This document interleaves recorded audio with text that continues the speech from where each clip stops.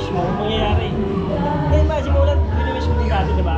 Talagang law of attraction, di ba? Oo, patrap talaga. Pag inisip mo talaga nangyayari. Pero pag nagkikwentuhan tayo, parang yung dreams ko nung kailangan araw-araw ko lang silang kasama, wala na akong work, maging unemployed ako, yun yung goal ko, di ba? Natupad na. Natupad. Araw-araw ko na silang kasama. Wala ko pagsisihan. Pangarap ko dati magkas-negosyo, meron na. May kilabutan mo ako namin balay. Ito na, mataas oh. Grabe ah. Grabe kasi yung frequency. Kailangan mapanatili natin yung frequency na Tama. peaceful Consistent. Tsaka ano, yung goal mo, lagi mo sasabihin. Talaga mo sasabihin. Kahit sobrang yabang nung goal mo, Oo. kahit sobrang taas, Kahit walang mananiniwala. Oo. Sabihin mo lang na sabihin pa. I am millionaire, mga ganun. I am abundance. Tol yung sa yung portfolio, malapit na. Di ba, ilang buwan na natin nakalipas yung portfolio natin. Talagang sobrang powerful ng mind. Sobra. Kasi once na grateful tayo lagi, naka-align tayo sa universe.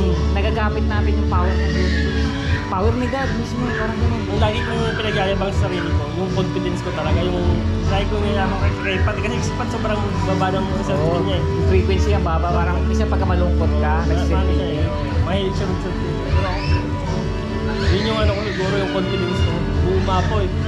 Kailangan- Walang imposible. Kailangan mapanatili mo yun eh. Yung ganong level, yung frequency na yun, yung energy na yan, kailangan.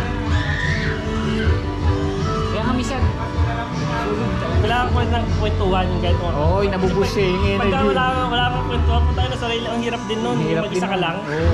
Tapos wala kang tropa na kakwentuhan na pwede mong yabangan. Oo. Yung Tapos, kukontrahin yung frequency mo, di ba? Pangat na yung frequency mo. Tapos, itong hindi ka maniniwala. Hindi maniniwala. Taas naman yan, pre. Posible naman yan. Bababa Mga ngayon. ganyan. Oo, kaya Kaya okay. kailangan yung mayroong kagaya na yung sasabay sa frequency. Oo, Kagaya yung ginagawa ko, kaya mahalaga sa akin yung kwentuhan natin. Para bang yung law of attraction ko nadudoble. Nadudoble, natitriple. Oo. Nabubus. Nagiging powerful, parang may tinuturbo.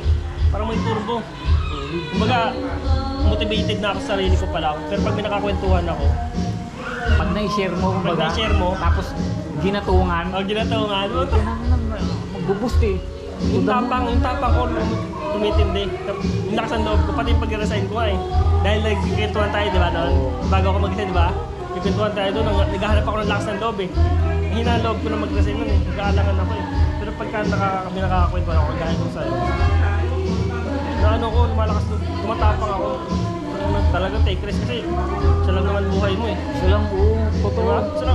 One life, one chance. Gagamitin mo pa ba yun sa buhay na hindi ka masaya? Totoo. Gamitin mo ba yung para malungkot? Oo. Gagamitin mo yung araw-araw sa balungkot na ano ka. Kasi hindi talaga tinuro sa atin eh. Simula sa society, na society ng school. Parang lagi kang worried. Oo. Tapos lagi kang may regret. Ganun yung mga tao eh, karamihan.